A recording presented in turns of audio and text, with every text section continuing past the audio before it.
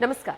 विधानसभा चुनावों को लेकर उत्तर प्रदेश में माहौल पूरी तरह से गरमाया हुआ है। पहले चरण के मतदान के लिए अब महज 10 दिन बचे हैं और ऐसे में तमाम राजनेता न सिर्फ जनता को लुभा रहे हैं बल्कि एक दूसरे पर जमकर टिप्पणी कर रहे हैं। इसी बीच केंद्रीय मंत्री धर्मेंद्र प्रधान ने आरएलडी प्रमुख जयंत चौधरी पर निशाना साधा।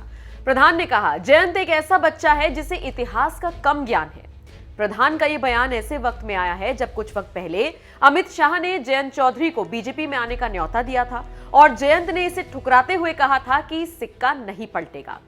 दरअसल पश्चिम यूपी में आरएलडी की पकड़ अच्छी है। यही वजह है कि सपा ने जाटों को अपने पाले में करने के लिए जयंत के साथ हाथ मिलाया है। सपा और आरएलडी एक साथ चुनाव लड़ने जा रही है। इसी समीकरण को लेकर धर्मेंद्र प्रधान ने कहा, आरएलडी अध्यक्ष अभी बच्चे हैं, उन्होंने अभी मैदान में प्रवेश किया है और उन्हें जमीनी हकीकत की जानकारी नहीं है। जयंत चौधरी को इतिहास का बहुत कम ज्ञान है। वो भूल गए हैं कि उनके पिता ने कितनी बार पार्टियां बदली। जयंत पहली बार किस गठबंधन में जीते थे। बच्चों को माफ करने की जरूरत है। देखिए, जयंत जी के बारे में जितना कम कहे अच्छा। बच्चे हैं, अभी मैदान पे आए हैं। उनकी पिता कितने बार दल बदल कर चुके हैं। ये पहली बार किस पार्टी से चुनाव लड़के जीते थे, किसी गठबंधन में। थोड़ा इतिहास के ज्ञान इतनी कमजोर है, हमें पता नहीं था। इसलिए बच्चों को माफ कर देना चाहिए। विषय हमें चुनाव, हम अहंकारी नहीं है। हम चुनाव में तो सब समाज के पास जाते हैं। कल मेरे प्रदेश अध्यक्ष नीचे बैठ के कोई गरीब बुजुर्ग के आशीर्वाद ले रहे थे। हमारे राष्ट्रीय नेतृत्व, हमारे प्रदेश के मुख्यमंत्री घर घर पहुंच रहे हैं। ये मजबूरी है क्या? प्रजातंत्र की तकाजा है, जनता के पास जाना पड़ेगा। जो सोने की चामच लेके जन्मे हुए लोग, उनको ये पसंद नहीं। वो कहते हैं गली गली बीजेपी घूम रहा है। क्या हम अमेरिका में घूमते या ऑस्ट्रेलिया में घूमते? जयंत पर निशाना साधने के बाद धर्मेंद्र प्रधान ने बीजेपी की जमकर तारीफ की और कहा, बीजेपी सरकार ने गुंडों को सलाखों के पीछे भेज दिया और महिलाओं की सुरक्षा सुनिश्चित की है। वैसे न सिर्फ धर्मेंद्र प्रधान बल्कि रविवार को बरेली में जनता को संबोधित करते हुए यूपी के डिप्टी सीएम केशव प्रसाद मौर्य ने भी अखिलेश और जयंत की दोस्ती पर निशाना साधा था। उन्होंने कहा था, 10 मार्च के बाद कहीं ऐसा ना हो कि ये दोस्ती दुश्मनी में बदल जाए। क्या कुछ कहा था केशव प्रसाद मौर्य ने, आप भी सुनिए। हमें डोरे डालने की आवश्यकता नहीं है। माननीय गृह मंत्री द्वारा 2 बार उन्हें न्योता दिया। आप भरोसा रखिए, यह दोस्ती 10 मार्च के बाद कहीं दुश्मनी में न बदल जाए, मुझे तो इस बात की चिंता है। जिस प्रकार से 2017 में सभी 9 सीटों पर कमल का फूल खिला था, वैसे ही 2022 के विधानसभा चुनाव में सभी 9 सीटों पर कमल का फूल खिलेगा। और अगर मैं प्रदेश की बात करूं तो प्रदेश में जिस प्रकार से हम 2017 में 300 से अधिक सीटें जीत करके सरकार बनाए थे, उसी प्रकार से 300 से अधिक सीटें जीत करके 2022 में ही भी 10 मार्च को वोटों की गिनती के पश्चात भारतीय जनता पार्टी की ही सरकार बनेगी। जनता का समर्थन भारतीय जनता पार्टी के साथ है। केंद्र में माननीय प्रधानमंत्री श्री नरेंद्र मोदी जी के नेतृत्व वाली सरकार के माध्यम से, प्रदेश में आदरणीय योगी आदित्यनाथ जी के नेतृत्व वाली सरकार के माध्यम से, अर्थात डबल इंजन की सरकार से, हमने उत्तर प्रदेश के सर्वांगीण विकास का जो रोड मैप तैयार किया था, तमाम विपरीत परिस्थितियों के बाद भी, कोरोना के संक्रमण के बाद भी, हम लोगों ने उत्तर प्रदेश को विकास के एक नए एक तरह से शिखर की ओर पहुंचाने में सफलता प्राप्त की है।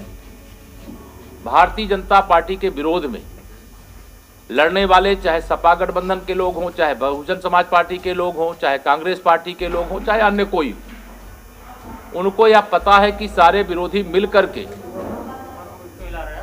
2014, 2017, 2019 3 चुनावों में कोई अंदर एक था, कोई बाहर से एक था, लेकिन भारतीय जनता पार्टी की विजय यात्रा को नहीं रोक पाए। समाजवादी पार्टी गठबंधन के मुखिया श्री अखिलेश यादव जी मुंगेरी लाल के हसीन सपने देखते हैं। उनको लगता है कि गुंडों, अपराधियों, माफियाओं, दंगाइयों, भ्रष्टाचारियों के बल पर वह चुनाव में वापस आएंगे। उनके बयान को देखता हूं, मैं भी आज भी देखा मैंने कि अगर अब हम आएंगे तो अब हम गुंडाई नहीं करेंगे, हम दंगे नहीं करेंगे, हम अपराध नहीं करेंगे, हम जमीनों पर कब्जा नहीं करेंगे। लेकिन समाजवादी पार्टी, उसके गठबंधन का चरित्र जो रहा है वह चरित्र कभी बदल नहीं सकता है। उत्तर प्रदेश में भारतीय जनता पार्टी की लहर चल रही है। लोग जातिवाद से बाहर निकल करके लोकदल पे लगातार बीजेपी अपने पक्ष में हमें डोरे डालने की आवश्यकता नहीं है। माननीय गृह मंत्री द्वारा 2 बार उन्हें न्योता दिया। आप भरोसा रखिए, यह दोस्ती 10 मार्च के बाद कहीं दुश्मनी में न बदल जाए, मुझे तो इस बात की चिंता है। बच्चों को पीटा गया इलाहाबाद में, क्या कहना चाहेंगे? नहीं, हमने बच्चों के बारे में कहा, जिसने पीटा है उनके खिलाफ कार्रवाई की, जांच कर रहे हैं। लेकिन बच्चे हमारे अपने हैं, हमारे परिवार के सदस्य हैं, उनकी हर प्रकार से चिंता की जाएगी। और जो बच्चों की आड़ में उपद्रव करने वाले सपाई होंगे, बसपाई होंगे, कांग्रेसी होंगे, जिन्होंने सोचा है कि आचार संहिता लगी है, इस समय उपद्रव करके माहौल खराब करेंगे, उनकी जांच करके उनके खिलाफ कठोर से कठोर कार्रवाई करेंगे। 2018 में रक्षा कौशल के साथ में पेगासस की डील हुई थी।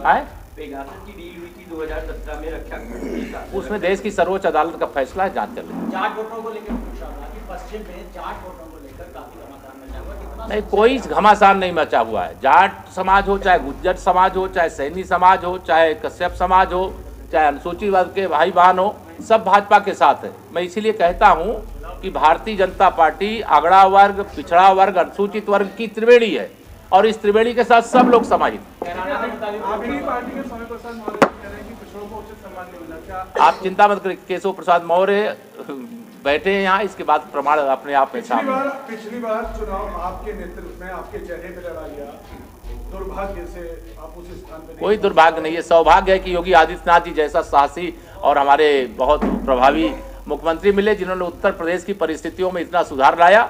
और हम सब 5 साल से साथ साथ काम कर रहे हैं, और जो विपक्ष खोजता है, मेरे आप सब पत्रकार मित्र खोजते हैं, उसमें कोई सच्चाई नहीं। हम और योगी जी एक हैं। योगी जी ने अपनी स्थिति स्पष्ट कर दी कि वो तो सीएम बनेंगे अभी कल के प्रोग्राम में। नहीं तो आपका क्या स्थान होगा? मैं स्थान मैं अपना तय करूंगा। हमारे योगी जी मुख्यमंत्री, मेरे आदरणीय योगी जी मुख्यमंत्री हैं, उन्होंने शानदार ढंग से अपने मुख्यमंत्री के रूप में 5 साल का कार्यकाल, आप पत्रकार मित्र भी खुश हैं, जनता भी खुश है, तो सब लोग खुश हैं, तो उसमें सवाल उठाने का सवाल नहीं। तो वो तो संसदीय बोर्ड देगा, केशव प्रसाद नहीं देगा। जो टिकट दिया जाएगा वो लड़ने के लिए आएगा। आप ऐसा मत मानिए, भारतीय जनता पार्टी के पास एक नहीं अनेक लोग हैं। कौन श्री अखिलेश यादव जी को हराएगा उसकी समीक्षा करने बच्चे, उनके पास कोई मुद्दा नहीं। तो उनको जब इस प्रकार की बातें करते हैं कि केशव प्रसाद को सीएम बनाना चाहिए, केशव प्रसाद को यह करना, ये सब बयान देते हैं, तो मैं श्री अखिलेश यादव जी से पूछना चाहता हूं कि 2012 से 2017 तक जब उनकी पार्टी बहुमत में थी, तो क्या किसी पिछड़े वर्ग के किसी को भी उन्होंने डिप्टी सीएम बनाया था क्या? बहरहाल आपको क्या लगता है, इस बार सत्ता में कौन काबिज होने जा रहा है? क्या आपको लगता है जयंत की पार्टी के साथ गठबंधन करना सपा को फायदा पहुंचाएगा?